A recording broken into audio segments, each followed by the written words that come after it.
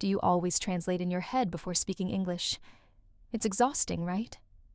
You pause, you hesitate, and the words just don't come out naturally. I know exactly how that feels, because I was stuck in that same place. Hi, my name is Emma, and for a long time, speaking English felt like a slow, frustrating puzzle.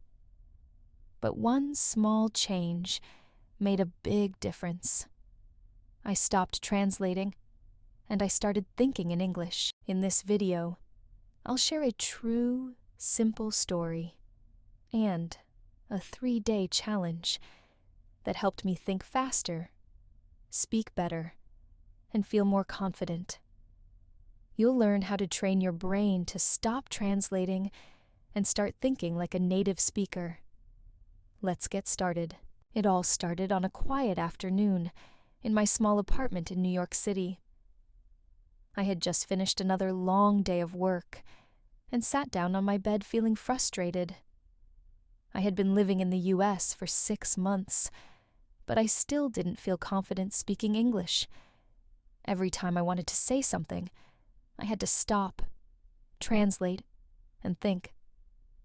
It made conversations awkward and slow. That's when my English teacher, Mrs. Miller, gave me a challenge. She said, "Emma, if you really want to improve your fluency, you need to stop translating. You have to start thinking in English." I laughed at first. Think in English? That sounds impossible. But she smiled and said, "Just try it. For 3 days, don't translate anything. From the moment you wake up to the moment you go to bed, think only in English, even if it's simple, especially if it's simple." So that night, I wrote a big note and stuck it to my mirror. Think in English, 3 days. I had no idea if it would work, but I was curious and desperate for a change. The next morning, I woke up and the experiment began. The alarm went off at 7 a.m. I opened my eyes, looked at the mirror, and saw the note. Think in English. So I tried. Okay, I am waking up now. I need to brush my teeth. It felt weird, slow. My thoughts came out in pieces, but I kept going. In the kitchen, I looked at the coffee machine. I want coffee. I need a cup. Where is the sugar? Simple words, childlike sentences. But still, I was thinking in English. Throughout the morning, I tried to describe everything I was doing. I am getting dressed. This shirt is blue. I like this shirt. My phone is on the table. I have a meeting at 9. Sometimes I couldn't find the right words. I wanted to say something but didn't know how, so I skipped it or used an easy version. Instead of saying, "I'm feeling overwhelmed," I just thought, "I feel tired. Too much to do." It wasn't perfect, but that was the point. I was training my brain to switch languages, little by little. By the end of the day, I was exhausted, but proud. And something told me the next day would be different. On the second day, I woke up and started thinking in English right away. "Good morning. What day is it?" "Tuesday. I have time. I can go out." I decided to visit my favorite local cafe. It was a small place on the corner, with friendly people and good coffee. I thought it would be the perfect chance to practice my thinking. As I walked down the street, I described what I saw in my mind. The sun is shining. That woman has a red umbrella. A bus is coming. I entered the cafe. The smell of fresh coffee filled the air, and then something unexpected happened. The barista smiled and said, "Hi there. What can I get for you today?" Usually, I would panic, but not this time, because I had already rehearsed this moment in my head. I smiled back and said, "Hi, I'd like a medium latte, please." For here or to go? He asked. I remembered this one. To go, please. He nodded. Your name? Emma. Great. It'll be ready soon. It was a short conversation, but for me, it was a victory. I didn't stop. I didn't translate. I didn't freeze. As I waited for my coffee, I replayed the moment in my mind. In English. He said, "What can I get for you?" That's a nice phrase. I said, "I'd like..." I used polite words. I realized I had just thought, listened, and spoken, all in English. It was working. By the third day, something felt different. I wasn't forcing it anymore. I was just doing it. I opened the window and thought, it's cloudy today. Looks like rain.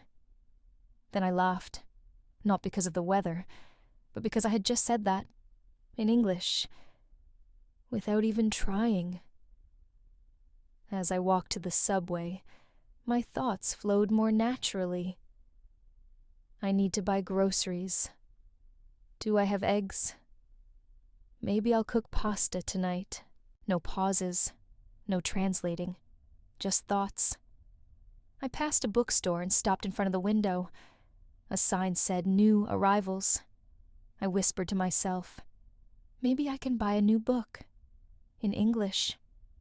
For the first time, I wasn't afraid of English. It was starting to feel like a part of me, like a new voice I could trust. Later that afternoon, I met my friend Sarah for lunch. She asked me, "Hey, your English sounds more natural this week. Are you doing something different?" I smiled and said, "Yes." I stopped translating. I started thinking in English. She looked surprised and a little impressed. And in that moment, so was I. Now, let's take a moment to look at the important English expressions from Emma's story. First, notice the simple phrases Emma used to think and speak, like, "I'd like a medium latte, please." For here or to go?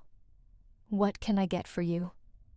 These are common, polite expressions you can use in many daily situations, like ordering food, shopping, or asking for help. Also, Emma practiced thinking in small sentences. Instead of translating long or complicated ideas, she focused on simple thoughts. I want coffee. The sun is shining.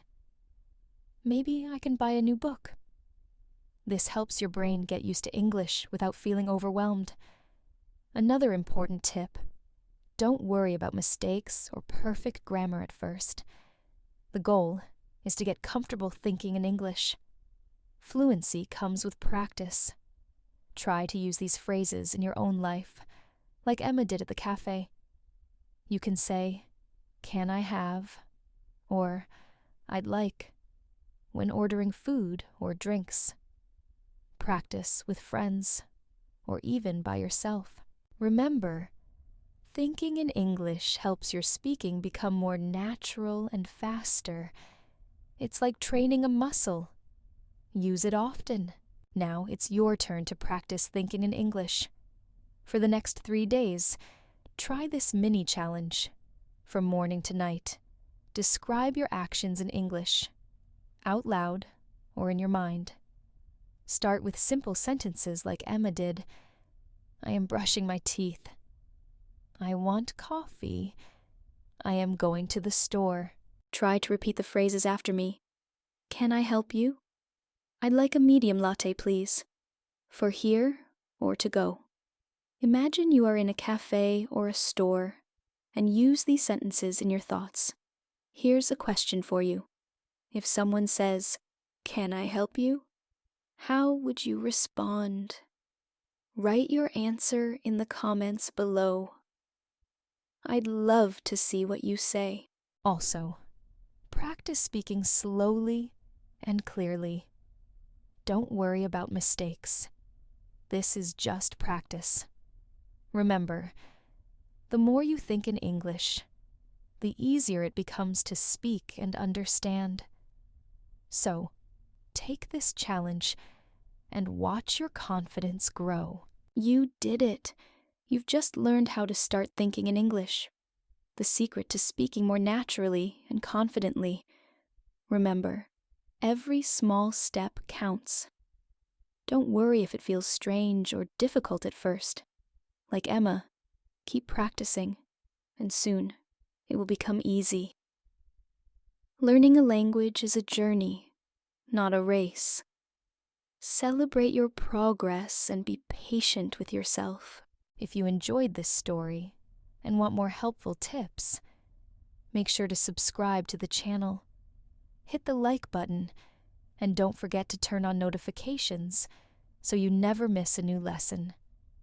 Keep practicing, keep thinking in English, and watch your skills grow day by day.